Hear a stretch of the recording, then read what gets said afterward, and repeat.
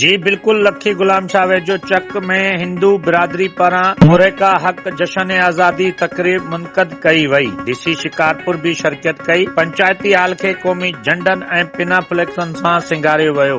हिन मुल्क में सभिनी मज़हबनि जी राइश खे आज़ादी आहे। ही मुल्क जेतिरो असांजो हक़ आहे, अक़लियत बिरादरी जो भी बराबर जो हक़ आहे। जल्द अमन जी फिज़ा काइम कंदासीं। डीसी शिकारपुर शकील अमन अबड़ो जो तकरीब खे ख़िताब। तफ़सील मूजिब लखी गुलाम शाह वेझो चक शहर में हिंदू बिरादरी पारां पंचायती हाल में तकरीब मोरेका हक जश्न आज़ादी जोश ऐं जज़्बे सां मल्हाई वई। तकरीब में डीसी शिकारपुर भी शिरकत कई। हिंदू बिरादरी जे अॻवान डॉक्टर मुकेश कुमार, बालचंद, अमरलाल तलेरजा, सागर कुमार, ताराचंद, कानिश कुमार, धनराज कुमार ऐं ॿियनि तकरीब खे जी अॻवानी कई। इन मौके ते डीसी शिकारपुर शकील अहमद अबड़ो पंचायती हाल में हिंदू कम्युनिटी खे ख़िताब कंदे चयो त हिन मुल्क जे सभिनी मज़हबनि खे आज़ाद जो हक़ आहे। मुल्क जेतिरो असांजो हक़ आहे, अक़लियती बिरादरी जो भी बराबर जो हक़ आहे ऐं जल्द अमन अमान जी फिज़ा काइम कंदासीं। होॾां हिंदू बिरादरी जे अॻवान गॾियल तौर ते ॻाल्हाईंदे चयो त असांजो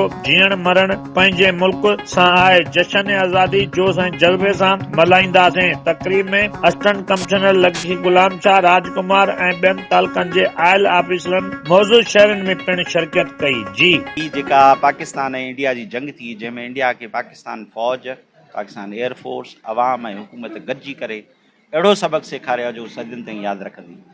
उन खे असां उन ख़ुशीअ खे दुबालो था कयूं। ही सॼे मुल्क जीअं शिकारपुर ज़िले में भी असां 14 ॾींहंनि जा प्रोग्राम रखिया आहिनि ऐं चक शहर में ही अॼु जेको असांजो हिंदू पंचायत वारनि जे तरफ़ां जश्न आज़ादी जो प्रोग्राम हो, यकीनन असांजे लाइ तमामु ख़ुशी ऐं एज़ाज़ जी ॻाल्हि आहे जो असां हिन आज़ाद फिज़ा में साह खणूं।